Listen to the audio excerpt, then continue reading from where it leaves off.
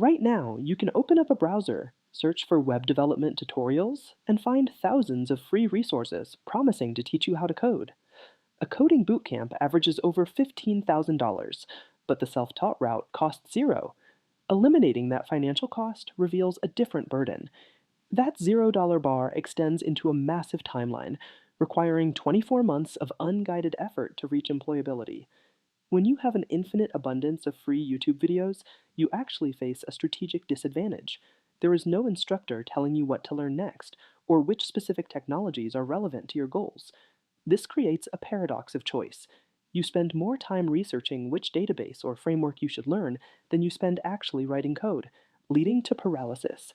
In a world where information is free, the primary constraint is your own ability to filter that information and maintain focus for 2 years. This lack of structure leads directly into a cycle known as tutorial hell. You finish one beginner video and immediately look for the next one, without ever building something on your own. You stand at a crossroads with dozens of signs pointing toward different trends, and you stay there because you lack a cohesive plan. Consuming content provides a dopamine hit that feels like progression, but copying a presenter's code line by line does not translate to skill acquisition. The only way to exit this loop is to adopt a rigid, sequential roadmap and refuse to deviate from it for any reason. This requires a specific trade-off. You have to ignore shiny new trends in favor of following a strict, unglamorous path of repetition.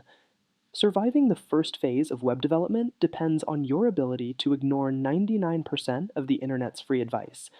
Every website relies on this foundational triad: HTML, CSS, and JavaScript.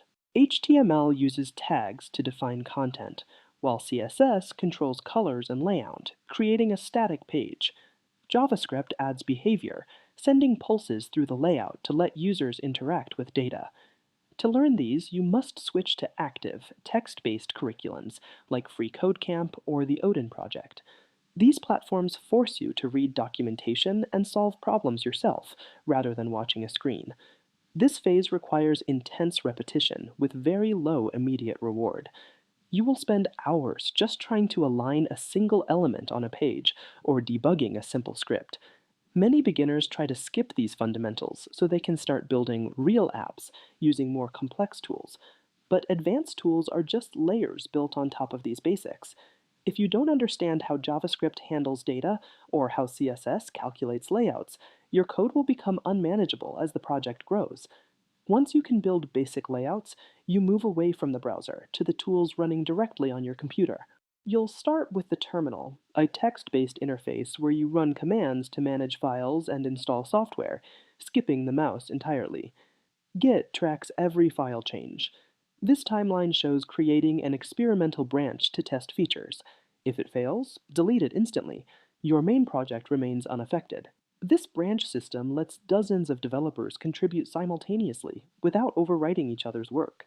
Spending weeks learning the terminal and Git can be frustrating, because these tools don't change how your website looks to a user. However, most entry-level jobs require proficiency in version control. While HTML builds the page, Git tracks every individual contribution, making your work readable and reliable to a professional dev team. In Phase 3, you combine these tools into a stack and begin using modern frameworks to build faster. React is a JavaScript library that lets you build user interfaces out of separate individual pieces of code called components. This allows you to scale the JavaScript fundamentals you learned in Phase 1 across massive, complex websites. Reaching the backend brings an explosion of choices. This tree shows server-side languages like Node, Python, C#, and Java. Jumping between branches tracking trends leaves you mastering none. You must pick one single path and ignore all other options until hired. Once you master your first language, you'll realize that core programming principles, like loops and variables, are largely the same across all of them. Instead of following internet hype, look at local job boards in your city. Use the actual hiring data to choose your single back-end language. Having deep, specialized knowledge in one stack makes you a more attractive candidate than someone with a surface-level understanding of 5. The final stage of the roadmap is the most difficult. You must stop using tutorials entirely. There is a significant cognitive gap between following someone else's instructions and staring at a blank screen, trying to architect a solution yourself. This is where you use platforms like Frontend Mentor. They provide the professional design files, but you have to write every line of code without a guide. Your progress will slow down significantly. Every feature will feel like a struggle, and you'll spend days solving problems a tutorial would solve in seconds. Wrestling with a blank screen forces you to troubleshoot your own logic. This struggle moves syntax from your short-term memory into your long-term problem-solving toolkit. Your strategy for this final stretch depends on your available time and how quickly you need a job. The first profile is the time-poor pragmatist. You are likely learning at night while working a separate full-time job. The pragmatist's path is strict adherence to the JavaScript, React, and Node stack.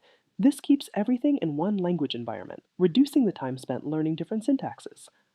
The second profile is the long-term optimizer. You have the time to build a more comprehensive technical foundation before applying for work.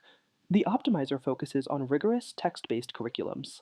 You will spend months on system architecture and database relationships before ever touching a modern framework. Regardless of the path you choose, there are no shortcuts.